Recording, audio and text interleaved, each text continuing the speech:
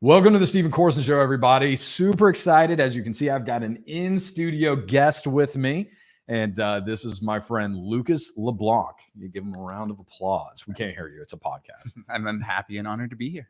So Lucas and I have known, what was it, 2012? We were working together? 2013? 2011, I believe. 2011. Yeah. Gosh. Okay. So 2011, we were working together at a company called Gartner. Both bright-eyed, relatively fresh out of college, had the whole world figured out and at our disposal. And then we grew up and learned better. Just became good friends. I had a lot of fun there, ringing bells and gongs in the sales aisles. We went through the trenches together. Oh, it was a good time. So Lucas has a fascinating story that I wanted to talk about because he left Gartner and he left the corporate world. So we'll talk about that. But he ended up traveling the world, on a pretty surprising budget. With no sugar daddy that I know of fronting the bill for that came later. Okay, yeah. That's good. Sugar mama. So, which thanks to the trip, we'll get to all of that. Beautiful love story involved in all this as well. So we're going to be talking about traveling the world. We're going to be talking about money. We're going to be talking about, houses, rentals, all this other stuff, jam-packed. But, start off, talk to me a little bit about, what does life look like right now for you? What are you doing right now? And then, we'll get into some of the how you got there in a little bit. Yeah. So to try to sum it up. And real quick, this is episode not officially sponsored by Landshark, but hey guys, call me if you want to. Okay. we're Joe Roganing this one, no weed, but we're going to do some beers. Yeah. And, it's an interesting story to how I got here, but here is I work with my wife. We're kind of a two-person duo. We're home bloggers, we're renovators, we're influencers. I'm a partial stay-at-home dad, and really I've engineered my life by accident to be where I am. Yep. It was, I'd love to say it was on purpose. And real quick, what we're going to throw this up here for everybody to see. What is it? Genesu Design? Genesu Design is the handle for everything. Instagram, YouTube, not as much on YouTube, but occasionally on YouTube. There you go. If you want to check out what they do, really amazing decor stuff. Their taste, beautiful. They completely renovated this, Spanish style home? Or we're in the middle of it right now. It's called we're dubbing it Hacienda Hideaway. So it's kind of that Hacienda style. But yeah, my wife is the brains behind everything. I am more of the muscle and the face, work. Thank God. Yeah. So. I know. That's where I hide. Hey, I would take your hair in a heartbeat, man. Come on. I had to pay to get it look this good. So yeah, but it's fun. I get to work with my spouse. I have a 3-year-old daughter. She just turned 3, so I get to spend time with her, and I get to build shit. It's the best of every world, really. I love it, man. So how many rental? We'll get into the details of the business side, but how many rentals do you have right now, and are you flipping anything? Like short term, like just building it up and trying to sell it. What's kind of the strategy that you guys are working off of right now? Yeah. So on the real estate side, we are very much buy and hold. We focus on Airbnbs, but we're on the slow track for it. And so we have 2 Airbnbs up and running, both in the Tampa Bay area. We're renovating our 3rd right now. And it's slow because I do most of the work myself. I do like 90% of the work, and we do full renovations and document it as we go, share it on the blog, share it on Instagram. And so we get to make money on these things as we're renovating them. And so it isn't critical to get it up and running as quickly as possible. Okay. Whereas most people in real estate, whether they're flipping or they need to do more volume because they don't make money until it's done, but we make money in the process. That's a good point. Yeah. One of the big things, talk about your partnerships, some of the partnerships that you have. So they have a pretty significant social media following. If you go to the handle that I tagged on there, I'll throw it up again real quick. So if you go look at it, you'll see, that they will do some paid sponsorships as well. The benefits of having social media, right? So talk to me a little bit about that, and I'll ask you some more in-depth questions there because I know that's something interested. Yeah, for a lot of people. The life and income of, I guess, technically an influencer is what my wife really is. Yeah, you're an influencer that flips homes. Are you we don't flip of home? Or we don't flip, right? Not flip. Yeah. Right. We sorry. renovate building rentals, who is also an influencer. Yeah, it's interesting. It is. And working with brands creates timelines for us that we have to meet. But so we have, maybe 15 different sources of income I mean, some are bigger than others. Don't worry, we're going to get into that. I know a lot of you are interested in what those are. Yeah, some are passive, some are a lot are active, but we're working more towards the passive. Okay. And so working with brands, working with sponsors, it's fun, but it also, that probably adds the most stress in our business model. Okay. Is working with the brands. That makes a lot of sense. Yeah. Because then they're bringing in deadlines and expectations that, you know, are not anything that you're setting for yourself. Yeah. For example, at Hacienda Hideaway, we have a couch sitting in the garage, and it's been sitting in the garage for about 9 to 10 months. Okay. And it's been covered in plastic, but it's a sponsored couch. We're doing a sponsored deal with that company. And they finally said, okay, you know, we need the content by X date. And I think it was like early December. Okay. So that means that the living room has to be done. The kitchen has to be done. The surrounding areas have to be done, so we can feature this couch in this house. And so it changes our priorities. It totally changed your priorities. Yeah. Oh my gosh. It does. And so working with these brands is fun though. Cause I mean, it can be good money. It can be very good money. What's the biggest brand deal that you've done so far? We used to do a lot of work with Lowe's. Okay. And so our personal home, our primary residence, we did a lot of sponsored deals with Lowe's, where they supplied all the flooring, they supplied the kitchen cabinets, they supplied the windows. And so we saved tens of thousands of dollars. And this, again, you look at the pictures, you'll see some of the ones with their home. I mean, it is top. I've been in their house multiple times. And every time I go, there's something new is being done. Because we're always doing projects. And their house actually burned down. That's a whole different story. That's a whole different story. But like, they originally had bought this house. They were in the middle of renovating. It burned down, rebuilt, kind of the same model, but no, very different. Very different. Oh, was it very different? So when we first moved to Tampa back in January 2018, this was just after traveling the world. We intentionally decided, okay, Tampa is where we want to live. Real estate market there is good. Weather is good. We had been living in San Francisco before, and that was too cold for us. Like, I don't know what it says, but man, you don't hear that very much. No, it was always light jacket weather there. But that's what I feel people like. It's like, not us. Like they want to be like, look, I'm healthy and I wear yoga athleisure every day and I'm better than the rest of you. Like, I feel like that's the vibe. I'd rather sweat my ass off in the Florida heat. My kind of guy. There we go. But we had just moved to Tampa, January 2018, had bought a house as our primary residence, I think like 3 weeks after we moved here. Okay. And we're in the middle of renovating it. We had basically completely gutted it. Very nice neighborhood. It was more of an up and coming neighborhood, but it was really nice neighbors. Where there's a castle across the street. So we knew we couldn't overbuild anything. And in the middle of the renovation, we just started building up. Subfloors had just gone in, and we get a call from our neighbor at like 8 o'clock on a Friday night. And she goes, "Honey, your house is on fire." We're like, "What?" And we had been living in an apartment, maybe 15-minute drive away. And so we obviously raced over there. Fire trucks were there, and the house basically burned down. And it was.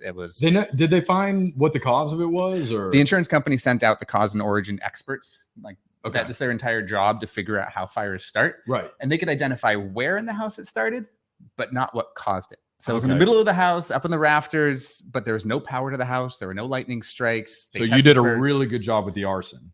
The person we paid did. Right. all joking aside, it's like they tested for accelerants. They interviewed everyone around us. Wow. Like they really did their due diligence, but they came back inconclusive. My father-in-law was I think eventually he was a master chief up in Wisconsin, in Milwaukee for like 40 years. I'll have to ask him about that, like what that process looked like, because I don't know. I doubt he was the guy that did it, but I'm sure he had people that work for him that were part of the investigations. Yeah, that's very interesting. Yeah, but I mean, what's that movie, Backdraft?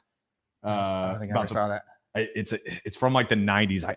Who's in it? It's a good movie, and it's about these firefighters, and it really goes into the process of like the science of fire in a home. Mm-hmm.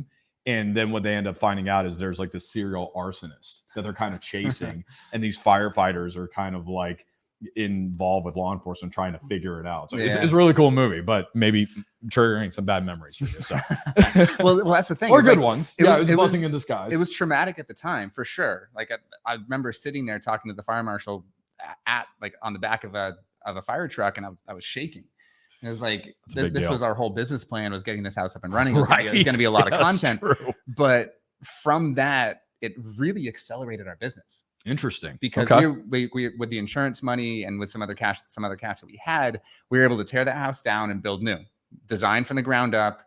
And Okay. we got to build our There you dream go. house probably 5 to 6 years earlier than we thought that would be possible. Wow. Okay. So out of, disaster, very much a Phoenix-like story, Very right? much so. We The just got to rebirth of the move house. into the house we were designing and building about a year later than we had planned. We had to. So Yeah. did you guys make the transition at that point? Because she still had like the do-it-yourself blog and all that. Did you do content around what it was like to actually build a home? Yes, to some degree. Okay. And so her whole brand is really high-end design on a budget. Mhm. So how do you make things look really nice, really fancy without spending that price tag? And so we were able to do a lot of that through the new build. And show, okay, here's how you can take a hutch that you buy for $20 off of Craigslist, refinish it, and then have it built into your kitchen. Oh, that's cool. We were able to do some stuff like that, which was nice. It was fun. So for you, how did you come into real estate? Because that wasn't your background before. Like, talk to me a little bit about, where did you grow up? Was real estate something your family did? What was money ever discussed in your house? Were they constantly talking about real estate? Is that something you got into later? Paint a picture for me of where that kind of, early years, what formed Lucas Leblanc? Yeah, real estate was a late entry into my life. So I grew up in the suburbs of Boston, upper middle class, didn't really want for anything, but we weren't wealthy. And then I went to college. I went there in high school in Lexington, Massachusetts, and then came down to Tampa for college. Went to University of Tampa. What did your parents do? So my mom was a stay-at-home mom. Okay. And a yoga teacher. So she taught, really? So she taught yoga. Yoga was around back then? It was. Oh, okay. Yeah. I never knew when yoga came around. I guess maybe some of those big city Boston folks might get into it soon. Yeah. Oh, yeah. Yeah. Okay, that's cool. She had a little following up there. It was fun. And my dad was in software sales, which is a little bit of foreshadowing. So that's what I ended up getting into. But it wasn't because I was following my dad's footsteps consciously. It probably was somewhat unconscious. But I came down to Tampa for school, had no idea what I was going to do, decided to major in finance because that's what my brother majored in. He's 2 years older. I was like, okay, it seems good. I like the idea. How many siblings are there? Just one older brother. Okay, so just the older brother. And I like the idea of the lifestyle of a money manager. Oh, okay. Because in my mind at that point, and I know a lot more now that isn't necessarily true, but in my mind at that point, someone who manages someone else's money can create their own time. They can create their own schedule. It was really the freedom of that profession that drew me to that. Now I know how much more you'd be a slave to the people that you're managing the money to. There's more flexibility than a lot of jobs. Yeah. But it's interesting that you were even thinking, like, when I get into college, I was like, where do I sign up for the rec basketball team? I can't wait to go to football games and, direct me to the closest party. I will maintain my 3.0 average or 3.5, whatever I had to do for the base scholarship that I had. And it was like, that's my mindset. I had no idea. So like, why were you already thinking about, like, were your parents really good at like steering you in just a healthy direction at that point? Because I was the first one in my family to go to college. So it was very different from our standpoint, but I wish I had some noble answer to that. But I think in reality, it was because I was lazy. Oh, okay. I mean, that's fine. I think it was, I liked the idea because it was more of the concept of, I liked the idea of controlling my own time. I didn't know what I would do with that time besides laying on the beach. And so the idea of not having to do anything, I think is what drove it. Okay. But it was more of the idea of, okay, so I can be lazy. So parents weren't steering you in that direction or not anything? Necessarily. Maybe some subconscious, but did they ever, like, was money ever blatantly talked about in that household? Yes. It was. Yeah. Me and my dad, we always talked about money growing up. Like my dad helped me keep a ledger of money. And no way. So really? money was always, not necessarily always forefront, but it wasn't a taboo topic. Okay. But it wasn't necessarily, it was just kind of part of life. And that's honestly rare. Like, that's very rare. So it was normally when people learn about money from their parents, traditionally anyway, things are changing a little bit. But normally when it was very old school advice, like, hey, and it was more cliche than anything. Like, just pay off your home or stick your money under your mattress or whatever the case is, get your nickel jar and, whatever that was. But when I talk to the majority of people, when it comes to something like that, the only time normally if money was a part of life, it was, hey, we're broke. We can't do the electric bill this month. So we need to go out and find some money, or you get down on your knees and pray that something comes in, right? Like, yeah. Although the interesting thing is, with even though money wasn't taboo and it was talked about, knowing what I know now, I didn't understand it then. Okay. I really didn't understand it. You were comfortable with it. I was comfortable with it, but I didn't understand how it worked. Which most people, it's not part of the education system, which I know we've talked about how that's a major gap and that you're trying to fill.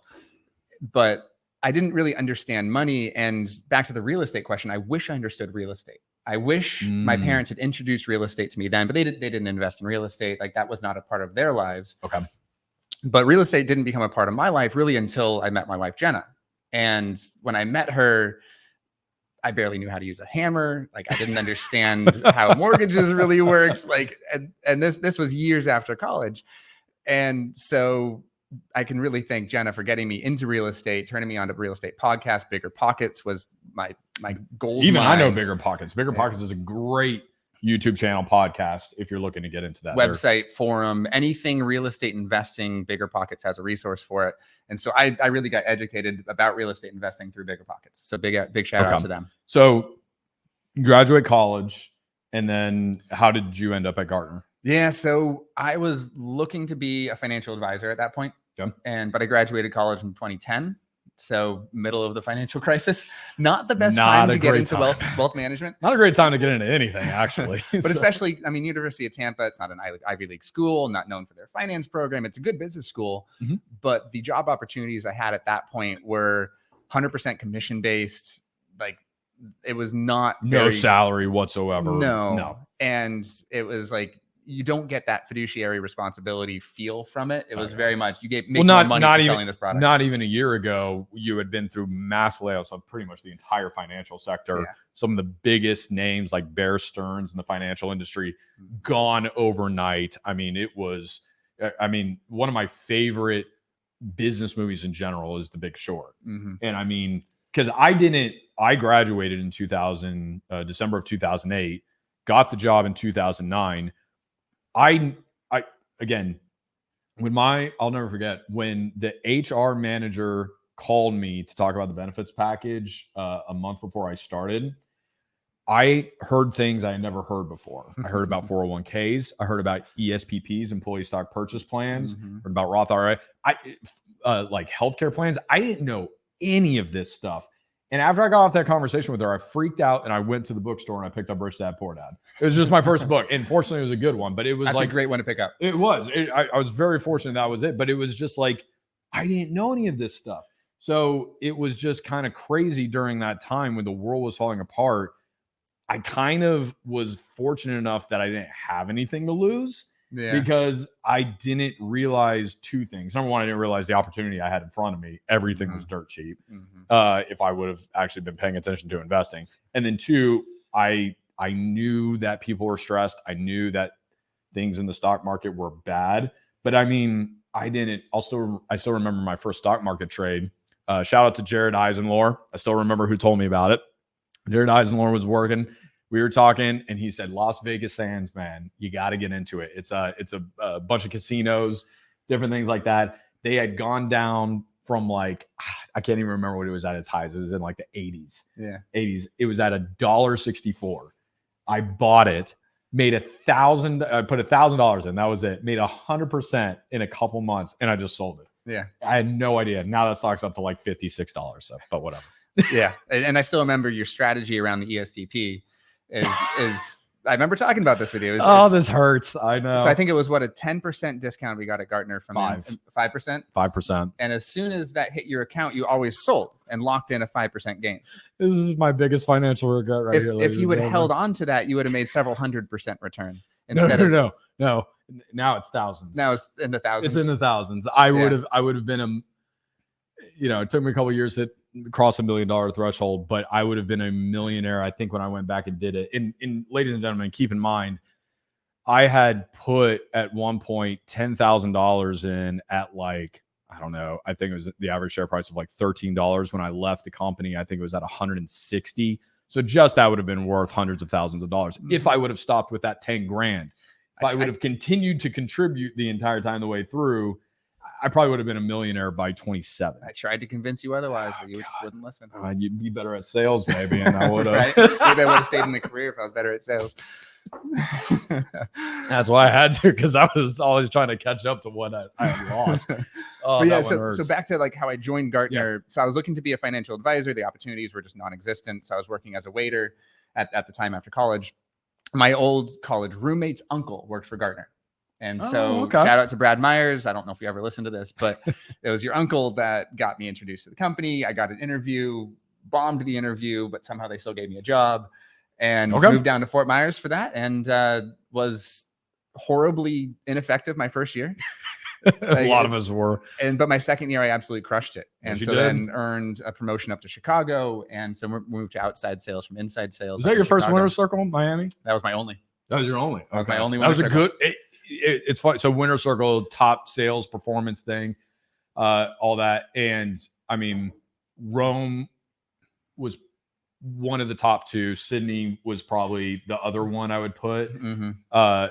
And everybody was so, I mean, we were in Florida, Fort Myers. Nobody wanted to go to Miami. We're like, that's 90 minutes away from us. Like, you know, people in Europe obviously were super happy about it, but we didn't think it was that cool. Ended up being an epic party. Oh, it was so much fun. Yeah. It was so much fun. When I went to Shanghai, that one sucked because you couldn't do anything. It was like you're in China and they literally told you when you go over there, because they're like, just so you know, they do have spies around here. Everything on your phone is being monitored, so don't say anything. Like, they prepped us before we went. They're like, don't say anything critical about the government, and you know, don't go outside after dark.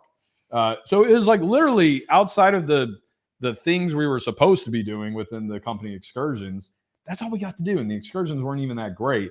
Miami, they were bringing the helicopter down with the free on the beach with the electric guitarist in there. I mean, it was, you know, it was fun. 80s night, Vice night. I still remember. I got the pictures. You got that white jacket on. You look good, man. That was fun. That was a fun night. That was a good time. So the rewards trips from Gartner were epic, or the one I got to experience was epic. They were great. And that got me promoted up to Chicago to outside sales. I was making more money than I thought I would 2 years removed from college, but I was getting bored with it. I was getting bored with the monotonous aspect of the daily life. I wasn't really enjoying sales. I was just okay QBR. I was just okay at it. I wasn't good at it, but I wasn't bad. I was mediocre. And so at that point, my brother's then fiance said, well, why don't you travel? And I was like, what do you mean travel? You're 25, 26 right now? I was about, let's see, that was 2012. So yeah, I was about 25. Yeah, 25. Okay. And I had gone on a backpacking trip with one of my good buddies to Colombia earlier that year. And he'd been backpacking for years. But he was like, he showed me the way to backpacking. We stayed in hostels in Colombia. It was four good guy friends. And how long was that trip? It was 2 weeks. 2 weeks. Okay. Yeah, it was 2 weeks. So you got a pretty good lay of the land. I got my first taste of backpacking. And so when my brother's now wife, Katie, said, well, why don't you travel for longer? I couldn't think of a reason not to. I was good enough financially. I was set enough in my career that if I left for a good period of time and came back, I knew I'd be able to find a job. True. But I was also sick of the cold in Chicago. I talked about living in Florida. The delicious pizza is not enough to justify the Windy City. No, I wouldn't need to eat a lot of pizza to pack on some pounds to handle that cold. And so I couldn't think of a reason not to. And so I was like, okay, fuck it. I'm quitting. Do it. And so I quit and I traveled for 5.5 months. And I did 2.5 months in Europe and then came back. We have to unpack this a little bit because you and I have talked a little bit in detail, but I am really curious because as soon as I kick these children out of my house, they're 5 and 2. So you've got some time. I've got like 5 years before I can kick them out. This is something I would love to just get the wife and be like, yo, we're just leaving and go do it. So about, if you don't mind me asking, what would you say net worth was at that point? Ooh, net worth at that point was probably about 150,000. Okay, so you got about 150,000 in the bank. You're single, no kids, so you don't have any like major. And a lot of that was locked up in I maxed out 401ks every year. Okay, so that's good. I still had a lot of stock in the Gartner ESPP program, and so not a ton of it was liquid. A lot of it was investment. As I talked through it, no, it was closer to 100,000. It was closer to 100. Yeah. Okay, so that's actually a really good point. So how much of that do you think was liquid? Because obviously you're not going to pull out of the 401k take penalties to go travel. Well, that's the beauty of it. Okay. Is the way my territory was set up in Chicago, and this was my second year in the territory in Chicago. I had done a bunch of multi-year contracts. And the way Gartner works with multi-year contracts, when it auto renews the next year, you get paid the same amount as you did the first year. And so I had about 70% of my territory auto renewing in the month of June. Very nice. In that year. Yep. And so from the commission check of just those auto renews that was going to be there as long as I was employed, it was about $40,000. Nice. Okay. And which was going to be the majority of like my commission for the entire year. Right. Yeah. That's true. And so that commission check covered my entire travels more than my move to San Francisco. Because I moved to San Francisco in the middle of that trip. That's right. I was going to say, where did San Francisco figure? Because I remember you left from there. I left there and I moved to San Francisco partially because it was warmer than Chicago and partially because the startup scene enticed me. Ah, okay. I was sick of big corporate Gartner and wanted more of that small startup scene. It's understandable. So you're getting ready to go.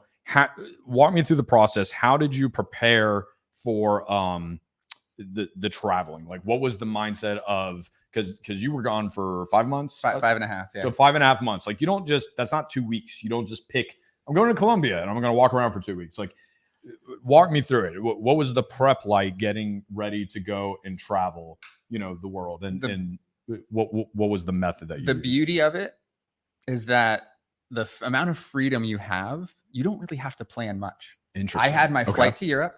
I had my flight from Europe back to San Francisco or back to Chicago. And I was meeting one friend in Barcelona, and that was all I had planned. I knew a start date and end date in Europe, and about 2 weeks in the middle, or about a month in the middle of it. Besides that, it was all right. Let's see where this goes. With that, you had the $40,000 paycheck that you got. Did you just say, okay, I'm planning on being gone for 5 months. I've got $40,000. That I'm just going to live as cheap as I can and have that sustain me for while I was there. Like, how did you know that would be enough and that you wouldn't go broke? I didn't. Okay, I didn't. It was one of those. I mean, you can plan ahead. You can say, oh, okay, hostels are X amount per night. I'm going to be gone for X amount of time. But it was really, I didn't have a final end date. I didn't know it was going to be 5.5 months when I started. Got it. Okay. But I knew it was going to be in Europe, and then I was going to fly to Japan after that, and then work my way down to New Zealand. But I didn't know how long that would take. Okay, so you knew in general, I'm going that way. I want to hit these 3 major hot spots. But outside of that, that's all I got. Yeah, and for anyone that's backpacked out there or thought about it, it was a life-changing event for me. Like, what was so you hear this all the time. People say, oh, when you get out of college, go travel. What was so impactful? Like, what's the big deal? I've really been around the world. It changed who I was. Not necessarily who I was, but it gave me a different perspective on what I was capable of. Interesting. Because you're in so many situations that you are only able to rely on yourself. You have to make friends. You have to put yourself out there. If you're going to have fun, you have to make your fun, find people that are fun. But that's the beauty of the backpacking community, is everyone is in the same boat. You'll show up to a hostel. That's true. And there's 10 other people that arrive that day that know no one. And so you get together. You can barely speak the same language in some situations, probably. Exactly. And so you're forced to grow as a person because of the scenarios that you're in while backpacking. And so the people that you meet are amazing because they're all similar mindset. Cool. The experiences you have are very much off the cuff. They're usually not planned. What's one of the most off the cuff things that happened to you that you remember? Oh, that's a good question. Cliff diving in Croatia. Oh, that's a good one. And so in Dubrovnik, which is where a lot of Game of Thrones was filmed. I was there pre Game of Thrones, and so it wasn't blown up yet. And the Dubrovnik is an amazing city in Croatia, very beautiful, but it's an old walled city. And there's a little hole in the wall, literally a hole in the wall that you go out, and then there's like a vendor there, and then there's cliff diving. And people just chill there, drink, and jump off these cliffs into the water. And it's a beautiful setting, but I didn't know about this until I arrived. I was traveling with a friend at that point, but we met people at the hostel, and it's like, okay, let's join this group. We heard this is the thing to do here. Once we got to the hostel, and it was fun. So that's the highest I've ever jumped off into water, and I don't think I'll ever jump off that height again. Is this roughly it right here? Mm-hmm. Yeah, that looks pretty close to it. Pretty close to it? That is it right there. That is it. Ladies and gentlemen, this is a first. I don't normally just share screen. So if you are watching this on YouTube, you get the benefit. Don't pay attention to all those open tabs. Yeah, exactly. Yeah, there's lots of sketchy stuff. Okay, so the Dubrovnik Times, big time publication, I'm sure. So right here, we are going to share this thing. And whoa, sorry, this is the wrong screen. That's a psychedelic. Sorry, everybody. Clicked the wrong one. But yeah, no, this is crazy, man. This is good stuff. I'm Joe Roganing this right here. I'm feeling excited about but this. It's experiences like that you get, but you do it with a group of people that you don't know. Yeah. How are you going to Google and plan? Hey, I'm just going to go jump off this hole, literally a hole in the wall, off all these rocks into the ocean. Like you can't plan that. You don't know that's there. You don't until you. No. But the hostels and the other people, like people have been at the hostels for a few days. You talk to them about what they've done, and that's the beauty of it. Is you might not even know what city you're going to next until you talk to people. Wow! And so the freedom that gives you, and I got a true taste of that freedom through traveling, that really made me want to design the lifestyle I have now. Okay, man, that is so like. That primal feeling, like you said, it's like, think about it. Now, it's interesting. I did a thing a long time ago, and I was telling people that a lot of people don't even understand how adventurous they can be in the city that they live in. Like a lot of people get bored, and I did an open challenge to the internet, and I said, I bet you I can find something in your city that you've never done before, no matter where it is. And I got this dude. And I can't remember where it was, but it was somewhere in the middle of nowhere up in, I believe it was Pennsylvania. Was it like a 10-person town? Something like that, right? And this guy's like, dude, there's nothing to do around here. I've done everything, blah, blah, blah, all this other stuff. And I got in there and Googled. I was like, dude, did you know you had, I think it was like a dive spot. And again, it was like Pennsylvania. It wasn't what you'd expect.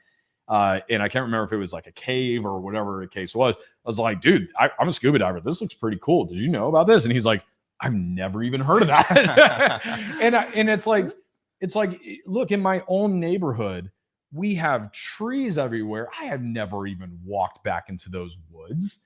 You know what I mean? Like you could go hiking there and feel like you're in a different world. Mm-hmm. I just stick on the roads and the sidewalks for some reason. Yeah. So it's like to throw yourself at the mercy of like different cultures and transportation systems and culture and language barriers. I mean, It's got to be exciting. It is, and it benefits you in the real world. I mean, I know traveling is the real world, but not really. It's the travel world. It's not the world you live in every day. Yeah, it benefits you in the real world. And so when I got back from this 5.5-month trip, my employability actually went up. That's interesting. Okay. People, especially in the US, are scared to take big breaks because they think, oh, well, that's going to be a big black mark on my resume. Oh yeah, absolutely. But I was able to build it up as the experiences I had, my development to be able to have a conversation with anyone, anywhere. Ooh, especially in sales. That's a very good. Was a major selling point for me. I like that. Okay, that's important. But the biggest change for my life was I actually met my wife on that trip.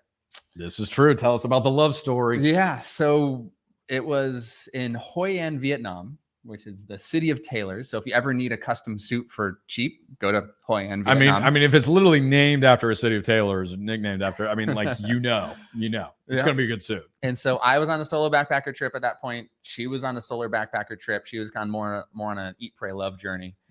And we were both staying at different hostels, but they're in Hoi An. There are like 3 or 4 bars that are known to be safe for backpackers, because in Vietnam, not all the bars are safe. They're all run by the mob. And so this one was going to be safe, and we were going up getting our welcome shot. And I was like, "Oh, you're cute. Where are you from?" And she goes, "San Francisco." Yeah, me too. No way. And so I've lived there for 6 months or whatever. I had moved to there as part of my trip, so technically my stuff was there. And she anything to draw that commonality. Exactly. At that point. She lived about 2 hours outside of the city, 2 to 3 hours outside of the city. But then we were like, okay, great. And we went back to our groups and didn't think anything of it. We saw each other, like we'd dance on the same floor for a little bit that night. But then we went back to our same groups. The night ended. Didn't see her again until 2 days later at one of the most famous banh mi sandwich shops there. Was that plan? Like, were the groups all, did they know that y'all were going there? Completely random. But that sandwich shop is a place that everyone goes to. Okay, so there was a chance I would see her again there. And that night, or at the sandwich shop, I said, okay, we're going to be at this bar at this time getting drinks. You should come by. And then, of course, at that time, at that bar, she happened to stumble by. And we talked for a while, and the rest is history. And so we traveled for a few different cities throughout Vietnam and Cambodia. She went to the Philippines at that point. I went down to Thailand. Be completely honest, where were you going after that city pre-meeting her? And then where did you end up following her to? She changed my itinerary by a couple cities. Okay. Not gonna lie, I was like 2 days behind her. Yeah. So yeah, I guess I chased after her. Okay. She was running away from me, but I ran faster. She's security. I would have chased too. You did good. Yeah. So she followed her itinerary. Mine changed a little bit. We met up in a couple different cities. Okay. And then she went to the Philippines. I went to Thailand.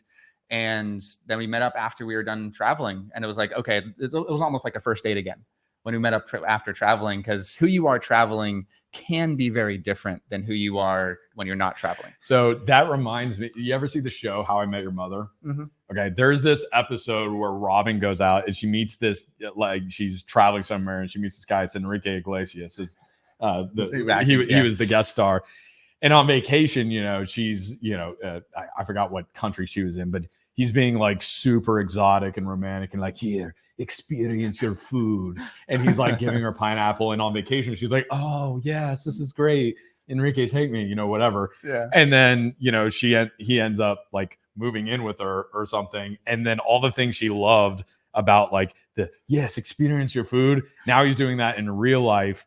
And she hates it because he's like taking spaghetti, like, here, experience your food. And and it's getting all over her. She's like, stop. I don't want to experience my food. I just want to eat my spaghetti. So, yeah, you could be best friends with someone you meet traveling. And then when you get back to your real life, never want to see that person again. I could totally see that. The free spirit can be awesome, but then it's like, hey, we have to do laundry at some point. No, just leave it over there. It's like, okay, this is super annoying. Yeah. So, but we met up back in San Francisco, and I mean, it was certainly love at that point. So, okay. So I credit traveling to changing who I am, but it also changed my life because I met my wife in a random bar in Vietnam. That is so crazy. And so at that you point, don't hear that much outside of the Air Force, ladies and gentlemen. Okay. So I met my wife in Nam. Yeah, I met my wife in Nam. Yeah, that's a non-military love story like that. We don't hear that one as much. So. Yeah.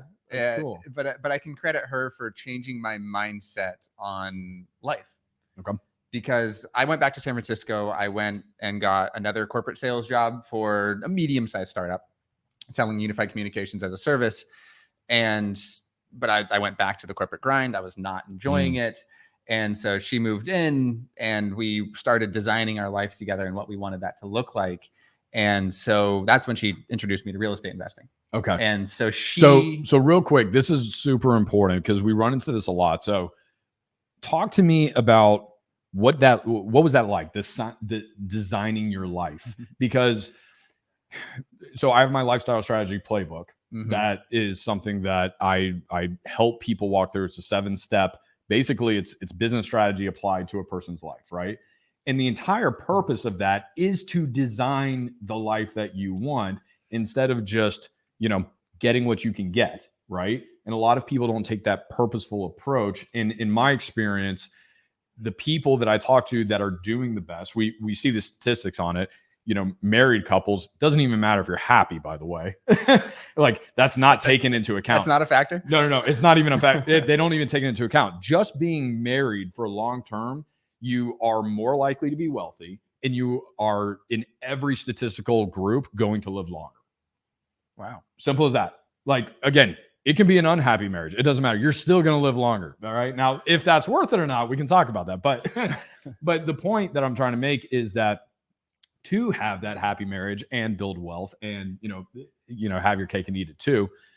I think that a lot of people get into these relationships, especially nowadays with the commoditization of dating, and like things have become so superficial so quickly, kind of a thing. I think it's important for people to have those conversations of like, hey, before we were ever engaged, we started talking about very intentional stuff. Like, what do we want our life to be like? And I just think that's a lost communication art. So talk to me about at what point of the relationship did you bring that up and what were those conversations like? It was pretty early.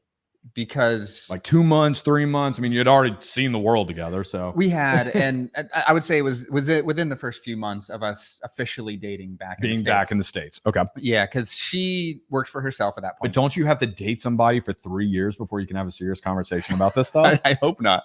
I really hope not. Me too. If you don't have that conversation up front, you never know if you're with the right person.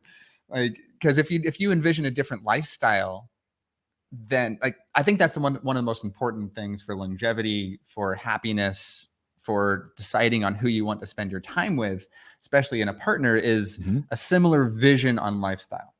Okay. Like if I love that. If one person is going to be working 150 hours a week for the rest of their life, their partner has to be okay with that. Yeah, absolutely. And if the person that's working 150 hours a week doesn't want to do that, then maybe they can create a similar vision with their partner to figure out how to get out of that. And that was kind of what happened with us. So Jenna was working for herself. She had an online Etsy shop that she sell custom art prints. She had created a font that people still buy.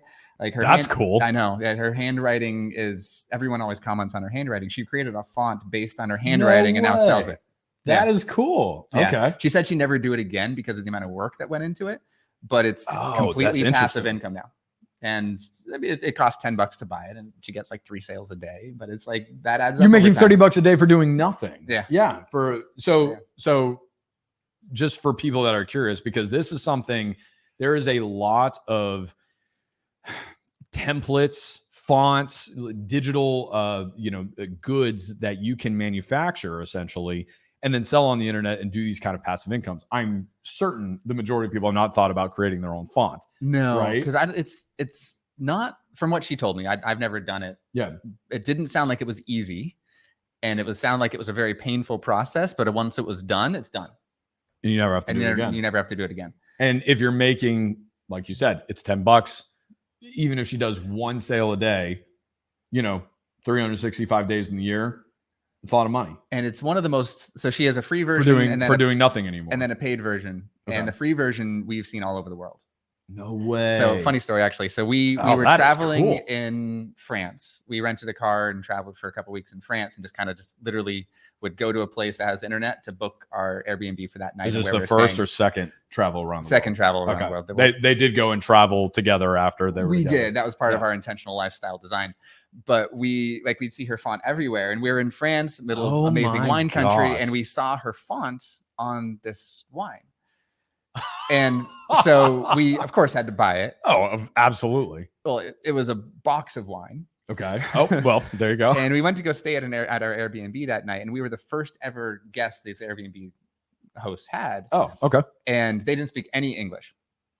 And so trying to and they offered us wine, of course. And we said, no, we brought our own. We tried to do that through Google Translate, but trying to describe to them why we bought this box of wine in the middle of amazing French wine country. That had to be interesting. When the translation of font in French is calligraphy police. Okay. And so we were typing that into Google Translate, and clearly you can see in French, like the words are similar enough that it was calligraphy police. Oh, we're like, there's no way this is right. Like this, and so we're telling this person calligraphy police, and like that's why we bought this wine. And it was a very entertaining 30 minutes that I'm not quite sure they still understand why we bought. And Google Translate was not the same back then as it is now. It's gotten better, but yeah, that's fascinating. But so she owned her own blog. She'd been blogging since 2010, I believe. She had bought a house in Burbank, California, and had renovated that and really just decorated it. And that's how she started blogging. It was a hobby for her. Okay. And when she was traveling, when we met, she had turned it into a travel blog. And so she had been blogging, had some income from that. Most of her income was coming from this Etsy custom art print shop. Okay. And so she had already been living the entrepreneurial lifestyle. Wow. Okay. And so it opened my eyes to that possibility. And so I vividly remember it was a flight to Boston for work. And I spent this entire flight figuring out financially, how can I quit? How can I quit? I like that. Go into business with my wife with a real estate focus and make it financially. Because in my mind, the first piece I had to figure out was, how do I make the money work? Okay. And when you guys were talking about this, that's what Is that what she was telling you? Because I know you said you credited a lot of that to her. Was she pushing you to quit? No, not at all. Okay. I created this entire business plan on this flight before bringing it up to her. But you do a lot of what I do. Lindsay's like, I'll talk to my wife about it. She'll be like, by the time you come to me, it's like, she's like, you've clearly already thought about it for like 100 hours. So it's like, normally I say yes. I spent the flight to Boston and the flight from Boston back to San Francisco honing this business plan really on how can I make the finances work by quitting, my 6-figure job, quitting that cushion and getting into real estate with my wife. And so I presented the plan to her after that. And that's when the conversation really started of, okay, how can we make this work? Okay. And so as part of that, it was, okay, we can't be in San Francisco. Too expensive. No, way too expensive. Also too cold for anyone that doesn't like cold weather. You're not going to hear that a lot, but there you go, ladies and gentlemen. Too cold. It's a little microclimate. It is. It is. And so that's where we truly took the step of, okay, where do we want to live to make this business plan come true? It needs to be cost of living relatively low. It needs to be warm weather, and the real estate investing environment has to be good. Florida. There we go. That's where we landed on Tampa. We were deciding between Tampa and Austin.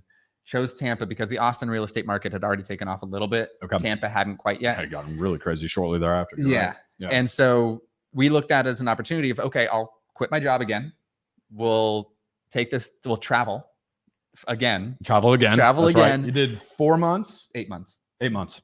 Man, months. We traveled for 8 months and then moved got engaged to on Tampa. That trip, right? Got engaged on that trip. I remember. Yeah, that was a couple weeks in. I lost the ring, and that's a whole nother story. I proposed with a $3 ring I bought off a street vendor in Rio, Brazil. Fantastic. Yeah, and so I proposed, and her first response was, "Is this a joke?" Because she saw the ring, and I said, "There's a story behind the ring. Don't worry." So she still said yes, despite the ring. Despite the ring. Hey, that's how you know you got a good one, guys. That's probably a good best practice. If you're unsure and you go, you should give like a really crappy ring at first. See if she still says yes, then whip out the nice big fat one. Right? So I'm surprised no one does that, at least on purpose. How would that not work out well for anybody? But yeah, so we were able to travel for 8 months. What she was making while traveling covered our expenses while traveling. Oh, wow. Okay. So we didn't have to tap into any savings or anything like that. It was break even. That's moved amazing. To Florida with this whole business plan that in hindsight, I was very unrealistic about the numbers.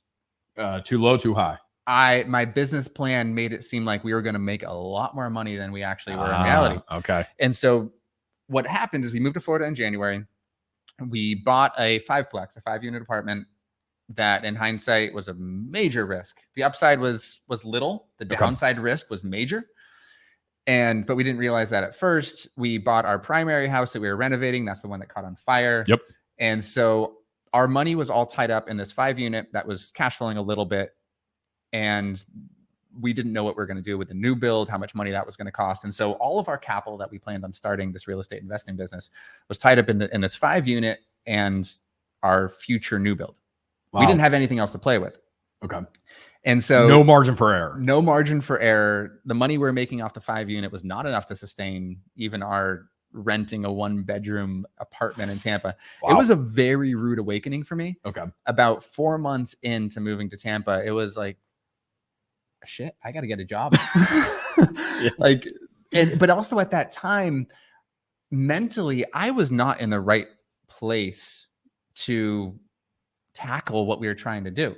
And I mean by that, I was ready to quit my job, but I was not ready to put in the work necessary to make it work on the other end. Okay. And so going back to work was a very necessary evil.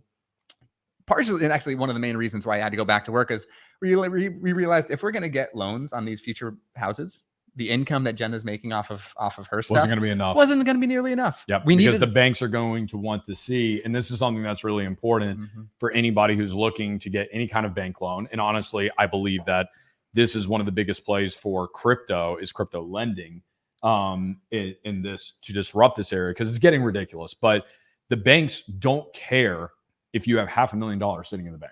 They don't. And if you're self-employed, they need 3 years of proof of that steady income. Earliest I've heard is 24 months minimum, right? And the whole point, and one of the problems that we have, and I have friends that have ran into this, with their own, I have a friend that's building a house, right? And he's got enough money to pay off the entire house. He could pay off the entire house. They don't care. He doesn't want to. He'd have to sell off a bunch of investments and do a bunch of stuff. But they don't care that he has enough to do it because they're like, yeah, we only care about your monthly income. Mm-hmm. So the banks right now are just stuck on that. And in a world to where freelancing is becoming more common, starting your own business is becoming a lot more common, it's just not set up for that. It's becoming very archaic very quickly. So if you are somebody who's looking to go out and start a business, if you want to buy a house in the next 2 to 3 years, you seriously need to reconsider one of those two as a goal, because normally they won't work together. They don't. And that was quite the eye-opening thing for us. And one of the things that we seriously should have thought about before I quit my job, and the loans we were planning on getting and how we'd get them. But it really was another blessing in disguise for me, because I went back into the corporate world, into sales, went into partnerships at that point. Okay. That company got bought about 2 months after I started. And so I got to just literally sit there for 3 months and get paid when they told me not to do my job until the merger went through. Okay. and then they fired me because they fired 80% of the employees. And so I had to find another job at that point. And so that's when I actually joined Franklin Covey. So I pivoted from technology sales, technology partnerships to training and development. Okay. So Franklin Covey, if you don't know, is a great company for training and development, mindset stuff, actionable stuff. And it's exactly what I needed at that point, because my mental health. A lot of you may have heard of Stephen Covey and his urgent important quadrant. If the 7 habits of highly effective people. Yes, fantastic book. Yeah. And so my mental health at that point hadn't necessarily been a priority. And I mentioned I wasn't in the right headspace to really take on that entrepreneurial journey of moving to Florida. And that's a lot of change. It's a ton of change. It's a lot of change. Living in a brand new city, new job, like new woman, essentially. I mean, that was we're engaged, planning a wedding. And so working for a company that I was tasked with helping people figure out how to better their employees' mental health is what it came down to. Okay. I was inundated with all of this stuff myself. And I got to realize how far I needed to go for my own mental health. And that's really when I started being more intentional about my mindset. More intentional about being happy. Because there was a point when I first joined Franklin Covey, I was depressed. I was back in a corporate job I didn't want. I thought I had escaped that world. Totally understand that. And so I was able to use the content around me to pull myself up out of that. And then I was with them for about 2 years. And at that point, financially, we're like, okay, we can do this now. I can quit. We can jump into this. Mentally, I was in a better place to understand, okay, what am I capable of? What am I mentally prepared to tackle? What is my role going to be? Because that wasn't necessarily clear before. But the beauty of it is, so I quit September 11th, 2020 to join my wife full-time again, round two. And since then, my happiness has been exponentially higher, but also our income has grown exponentially. I think you said something that was really huge, and the goal never changed. The goal from the time that you two were engaged, getting married, moving to Tampa, all the way to the point of that September 11th, 2020, right? That was a 4 or 5 year period from when we met till then. Or from when you moved to, from when you knew that you wanted to do your own thing. That plane flight to Boston. What was that? About 4 or 5 years? About 4 years. Okay, so 4 years. The goal stayed the same. The journey was messy all along the way, right? Yeah. But what happened is that everything, good or bad, however you perceived it at that point in time, it still contributed to ultimately getting you there because you were still always focused on that, right? Like, that's one of the things that I hone in on people. I go, listen, the reason I make you set goals three years out with people usually is because, and we'll do a rough roadmap on how you're going to get there. That goal needs to stay the same no matter what. Because even if you fail and you don't get it in 3 years, if you're 80% of the way there, if that goal was never there, you wouldn't even be close. And the changes that you experience in 4 years, both personally, but also financially and in a level of preparation, has now set you up for the rest of your life. And And to piggyback on that, it shows the importance of not only setting goals and deciding what you want, but revisit it. Yeah, I love it. Once you set a goal, like once I knew I wanted to quit. We're in church now, ladies and gentlemen. We're going to amen that one. Yeah. Yes. I mean, once I set the goal that I wanted to quit the corporate world, I mean, it didn't manifest itself for 4 years until I truly quit and I don't have to look back. Like you said, the path to get there was so messy. Yeah. Like in every aspect of my life, it was messy. Now I was having wonderful experiences. I met a wonderful person. But the path there was so different that more than every year, I had to revisit, okay, is this still truly what I want? And then what can I do today to better my situation to move towards it? And so that's why I kind of say it was lifestyle by design, but it was really by accident, because I couldn't have predicted the path that I took to get where I am today and the lifestyle I have today and the freedom I have today. And just, but did you have fun along the way? Yes. That's it. But also there are the valleys too. Well, there has to be. You can't know happiness. I hate the happiness porn that we see all over the internet, right? Like, listen, I love me some Gary Vaynerchuk. What you mean Instagram isn't real? I know, right? Hey, you can't say that. You guys are big on there. So, well, actually, it's funny. Their house is very real. I can promise you. One of Jenna's most popular posts ever was an Instagram versus reality reel that she posted on Instagram. Oh, that had to be good. She shows a scene in our house, our primary residence, of the shot from Instagram. And then it was a month later, she literally just took videos of every room in the house of where it was that day. And so it's an Instagram and then shows the reality of that room. Instagram shows the reality. And it's like, people just loved it because Instagram, what you see, it's all staged. Yeah. I mean, we live in that house. A lot of that is real to us, but it's not that clean. No, it's not that staged. Yeah, little Esme running around there like crayons on everything or whatever. Yeah, no. Yeah, no, I mean, the other day, so those fruit pouches that kids eat. Oh yeah, one little extra squeeze. Oh well, try the squeeze while running and flailing your arm. Oh, no. It ended up all over the place. Like it was 10 feet up a wall. Like it was bad. And so we don't show that on Instagram. That didn't make the Instagram reel, ladies and gentlemen. Yeah, I think that one thing I really try to tell people is that, and this is going to sound kind of crazy, but happiness is not that important. And the reason I say that is because what I think should matter more is significance. Because think about it like this. You love your wife, right? Okay. Mm-hmm. If she got into a terrible accident and was in the hospital, would that make you happy to go see her? No. So, well, I mean, I'd be happy she'd be alive. Okay. All right. Well, what if she's in the hospital dying? Okay. Would you be happy to go see her? No. Would you? Yes, of course. Okay. Well, why would you go do something that's going to clearly not make you happy? Because it's important, significant. Mm-hmm. So, and those moments we can only experience a higher level of happiness through certain levels of despair. Now, I'm not saying that despair is a good thing, that we need it, but I'm also saying that for people who think that again, the happiness porn, I'm focused on happy. I need to be happy. I need to be happy. You can't always be happy. It's impossible. And I think sometimes we get wrapped up a little too much in chasing happiness when really what we should be chasing is significance. And I think happiness is a byproduct of that, but misery will also be a byproduct of it. Think about what you've done with your life. You doing what you're doing. Let me ask you this. Let me put it this way. Why do you want to not be in a corporate position? Why do you want the lifestyle that you're living right now? Why does it matter? Because it makes me happy. It makes me feel like my life's more intentional. Okay. If in the corporate world, I was always working for someone else. I was always doing something for someone else. Totally agree. And it made clients better. There are certain scenarios that made people better through my actions, but it wasn't my circle that I was making better. Mm-hmm.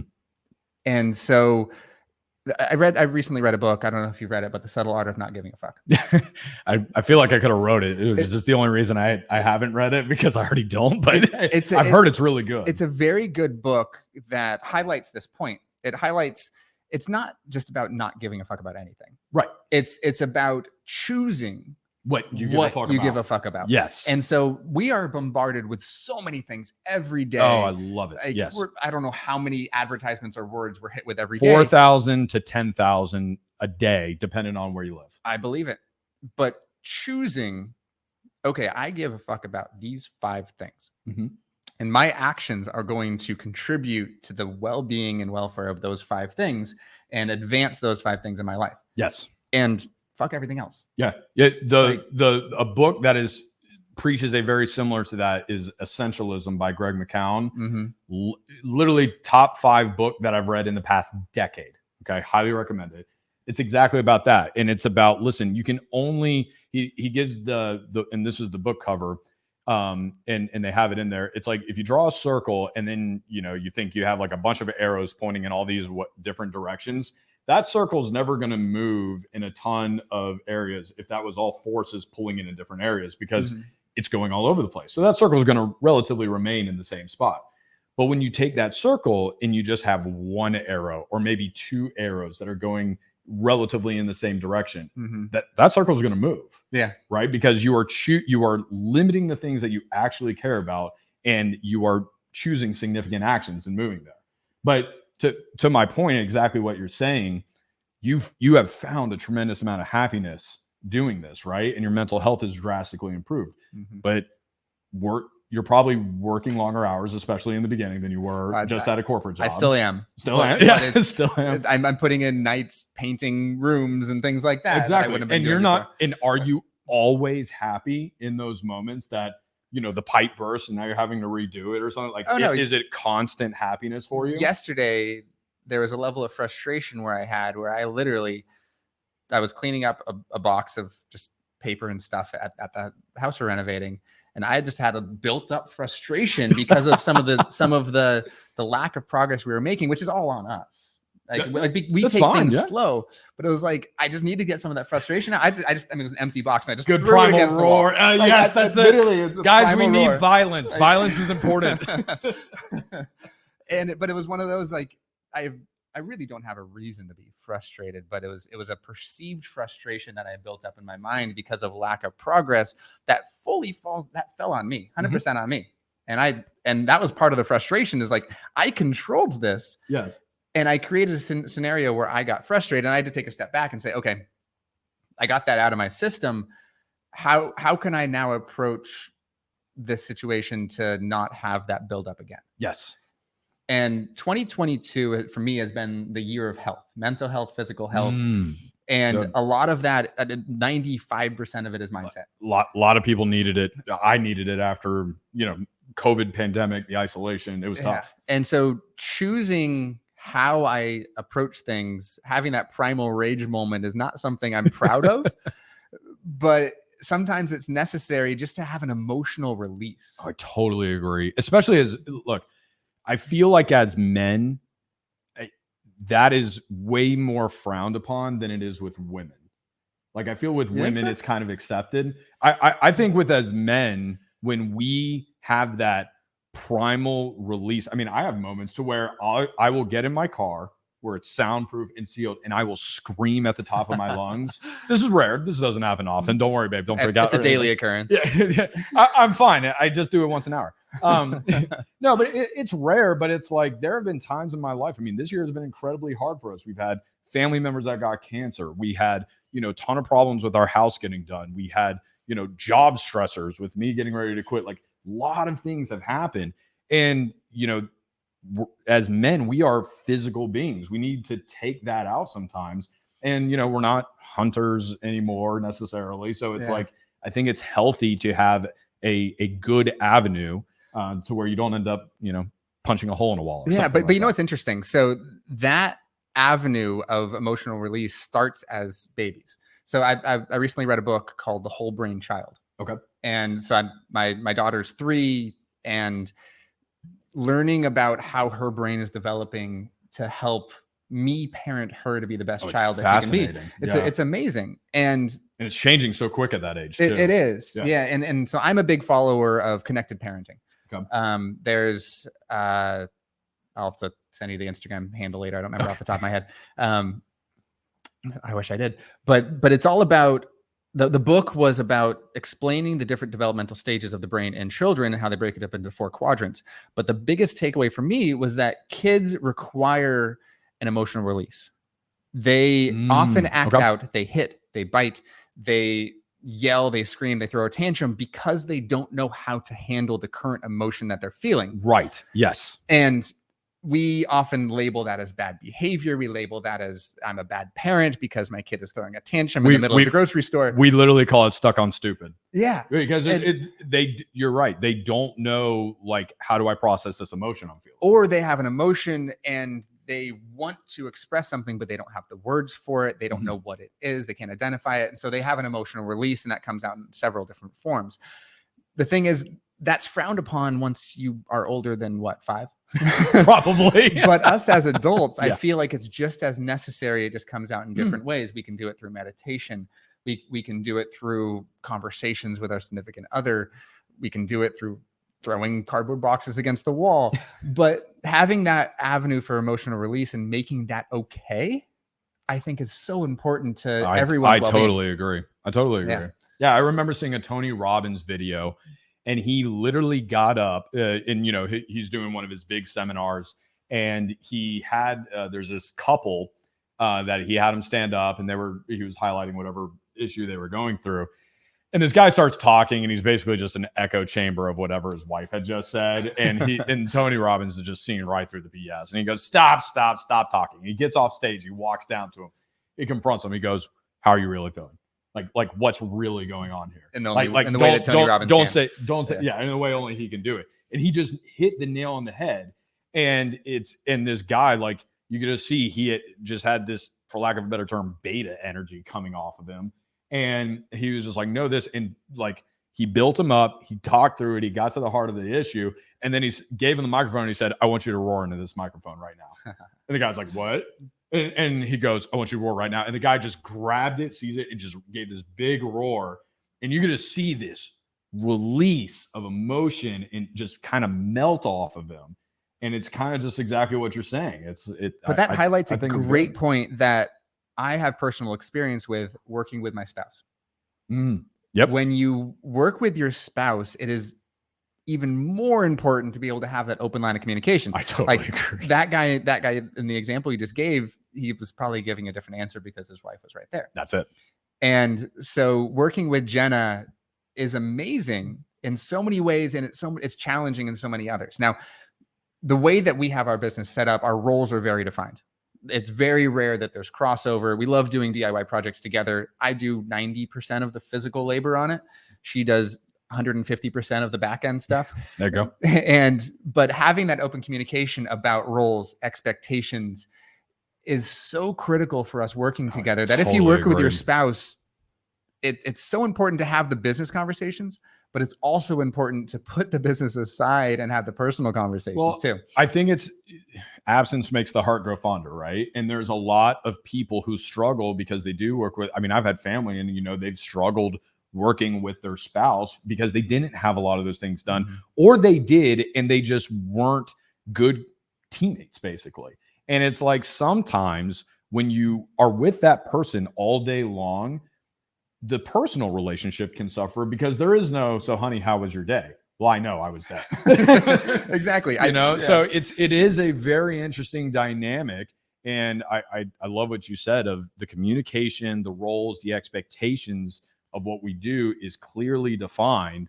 And not make assumptions. So many people make assumptions. That's good. And the way that I communicate is very different than the way that Jenna communicates. Okay.